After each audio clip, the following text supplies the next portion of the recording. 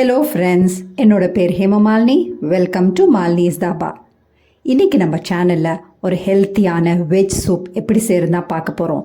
சூப்னாவே healthy தான், ஆனால் இந்த சூப் ரொம்ப ஹெல்த்தியஸ்ட்டுன்னு சொல்லலாம். ஏன்னா நம்ம சேர்த்துருக்க பொருட்கள் அந்த மாதிரி.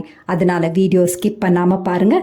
வெயிட் லாஸ் ஜேர்னியில் உள்ளவங்களோ அதே நேரத்தில் வெயிட்டை மெயின்டைன் பண்ணுறவங்களோ இந்த சூப்பை எடுத்துக்கிட்டிங்கன்னா ரொம்ப ஆரோக்கியமாக இருக்கும், ரொம்ப ஹெல்த்தியானது. அதே நேரத்தில் ரொம்ப ஈஸியாக டக்குன்னு ஒரு 5-7 நிமிஷத்துக்குள்ளே இந்த சூப்பை செஞ்சு முடிச்சிடலாம். ட்ரை பண்ணி பாருங்கள். நைட்டில் இதை டின்னருக்கு பதிலாக ஸ்கிப் பண்ணிவிட்டு இந்த மாதிரி சூப் எடுக்கும்போது ரொம்ப ஆரோக்கியமாக இருக்கும். வீட்டில் வயசானவங்க இருந்தாலும் இந்த மாதிரி நீங்கள் சூப் செஞ்சு கொடுக்கலாம். ஈஸியாகவும் செஞ்சிடலாம், அதே நேரத்தில் ரொம்ப ஆரோக்கியமானது. வீடியோவுக்கு போகிறதுக்கு முதல்ல இது வரைக்கும் நம்ம சேனலை சப்ஸ்கிரைப் பண்ணாமல் இருந்தால் மறக்காமல் சப்ஸ்கிரைப் பண்ணி வச்சுட்டு பக்கத்தில் இருக்க பெல் பட்டனையும் ப்ரெஸ் பண்ணி வச்சுக்கோங்க. அப்போ தான் நான் போடுற வீடியோஸ் உங்களுக்கு நோட்டிஃபிகேஷனில் வரும். வாங்க டிலே பண்ணாமல் வீடியோவுக்கு போகலாம். ஹெல்த்தி வெஜ் சூப் செய்கிறதுக்கு இன்றைக்கி நான் அடுப்பில் ஒரு பேன் ஒன்று வச்சுருக்கேன். அதில் 1 டீஸ்பூன் அளவுக்கு எண்ணெய் சேர்த்துக்கோங்க. எண்ணெய் நல்லா சூடானோன்னு கொஞ்சமாக சீரகம் சேர்த்துக்கோங்க. 1 டீஸ்பூன் பொடியாக நறுக்கின வெள்ளைப்பூண்டு, 1 டீஸ்பூன் பொடியாக நறுக்கின இஞ்சி எல்லாத்தையும் சேர்த்து நல்லா வதக்கி விட்டுக்கோங்க. கொஞ்சமாக கருவேப்பிலை பொடியாக நறுக்கின சேர்த்துக்கோங்க. இதையும் சேர்த்துட்டு நல்லா வதக்கி விட்டுக்கோங்க. இஞ்சி வெள்ளைப்பூண்டு பொடியாக நறுக்கின சேர்க்குறனால டேஸ்ட் ரொம்ப நல்லாயிருக்கும். இதில் 1 டேபிள் ஸ்பூன் அளவுக்கு பொடியாக நறுக்கின சின்ன வெங்காயத்தை சேர்த்துக்கோங்க. சின்ன வெங்காயம் சேர்க்குறனால ரொம்ப ஆரோக்கியமானது, அதே நேரத்தில் டேஸ்ட் ரொம்ப நல்லாயிருக்கும். இதையும் சேர்த்துட்டு நல்லா வதக்கி விட்டுக்கோங்க. அதுக்கு பிறகு 2 டேபிள் ஸ்பூன் அளவுக்கு பொடியாக நறுக்கின கேரட், 2 டேபிள் ஸ்பூன் அளவுக்கு பொடியாக நறுக்கின பீன்ஸ் சேர்த்துக்கோங்க. எல்லாத்தையும் சேர்த்துட்டு நல்லா வதக்கி விட்டுக்கோங்க. ஒரே ஒரு நிமிஷம் நல்லா வதங்கின பிறகு இதில் தேவையான அளவு உப்பு சேர்த்துக்கோங்க. உப்பையும் சேர்த்துட்டு நல்லா வதக்கி விட்டுக்கோங்க. இதில் 2 டேபிள் ஸ்பூன் அளவுக்கு பொடியாக நறுக்கின தக்காளி, 1 டேபிள் ஸ்பூன் அளவுக்கு பொடியாக நறுக்கின கொத்தமல்லியோட தண்டு பகுதி. இந்த மாதிரி செய்யும் போது டேஸ்ட்டும் மனமும் ரொம்ப நல்லாயிருக்கும். கொத்தமல்லியோட இலைகளை விட தண்டு பகுதிகளில் தான் ரொம்ப வாசமாக இருக்கும். இதையும் சேர்த்துட்டு நல்லா வதக்கி விட்டுக்கோங்க. காய்கறிகள் ஒரு 30 செகண்ட் நல்லா வதங்கினா சரியாக இருக்கும். இதில் 2 கப் அளவுக்கு தண்ணி சேர்த்துக்கோங்க. தண்ணியும் சேர்த்துட்டு நல்லா கலந்து விட்டுக்கலாம்.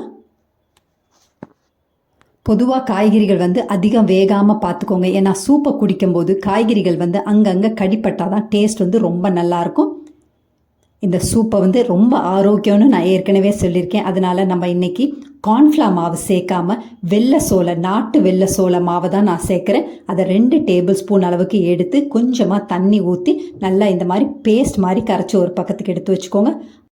பொதுவாக நம்ம சூப்பை திக் ஆக்கிறதுக்கு தான் கார்ன்ஃப்ளவர் மாவில் தண்ணியை நல்லா கலந்துட்டு அந்த கலவையை எடுத்து நம்ம சூப்பில் ஊற்றி கொதிக்க வச்சா சூப் திக்காயிடும். ஆனால் இந்த மாதிரி செய்யும் போது, அதாவது சிறுதானியத்தில் வச்சு நீங்கள் செய்யும் போது கூட உங்களுக்கு சூப் நல்லா திக்காகவும் இருக்கும், அதே நேரத்தில் ரொம்ப ஆரோக்கியமானது.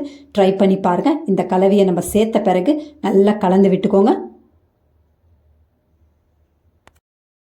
சூப்புக்கு தேவையான அளவு உப்பு சேர்த்துக்கோங்க. எனக்கு உப்பு சரியாக இருக்குது. இதில் மிளகுத்தூள் 1/2 3/4 டீஸ்பூன் அளவுக்கு மிளகுத்தூள் சேர்த்துக்கோங்க. சேர்த்துட்டு நல்லா கலந்து விட்டுக்கோங்க. 2-3 நிமிஷம் நல்லா கொதிக்கட்டும். சூப் நல்லா தளன்னு கொதிச்சோன்னே நம்ம அடுப்புலேருந்து ஆஃப் பண்ணிடலாம். இப்போ பாருங்கள், சூப் நல்லா கொதிக்க ஆரம்பிச்சிருச்சு. இதில் பொடியாக நறுக்கின கொத்தமல்லியை தூவிட்டு இப்போ அடுப்பை ஆஃப் பண்ணியிருக்கோங்க. பொதுவாக நம்ம நைட்டில் சூப் எடுத்துக்கிட்டாவே ரொம்ப ஆரோக்கியமானது. அதுவும் இந்த மாதிரி சிறுதானியத்தில் சூப் நீங்கள் வச்சு குடிக்கும்போது ரொம்ப ஆரோக்கியமாக இருக்கும். டேஸ்ட் அதே நேரத்தில் ரொம்ப நல்லாயிருக்கும். ட்ரை பண்ணி பாருங்கள். வெயிட் லாஸ் ஜேர்னியில் உள்ளவங்க கண்டிப்பாக இந்த மாதிரி நீங்கள் எடுத்துக்கிட்டிங்கன்னா உங்கள் வெயிட் லாஸ் ஜேர்னிக்கு இது ரொம்ப யூஸ்ஃபுல்லாக இருக்கும். ட்ரை பண்ணி பாருங்கள். அவ்வளோதான், நம்மளோட அருமையான ரொம்ப டேஸ்டான சிறுதானியத்தில் வெஜ் சூப் ரெடி ஆகிடுச்சு. இதே மாதிரி அளவுகளோட நீங்களும் இந்த சூப்பை செஞ்சு பார்த்துட்டு எப்படி இருக்குன்னு கமெண்ட் பண்ணுங்கள். பிடிச்சிருந்தா இந்த ரெசிபியை உங்கள் ஃபேமிலி ஃப்ரெண்ட்ஸோட ஷேர் பண்ணுங்கள், லைக் பண்ணுங்கள், சேவ் பண்ணி வச்சுக்கோங்க. இந்த மாதிரி ரெசிபிஸ் வேணும்னாலும் மறக்காமல் நம்ம சேனலை சப்ஸ்கிரைப் பண்ணி வச்சுக்கோங்க. தேங்க்ஸ் ஃபார் வாட்சிங் ஃப்ரெண்ட்ஸ்.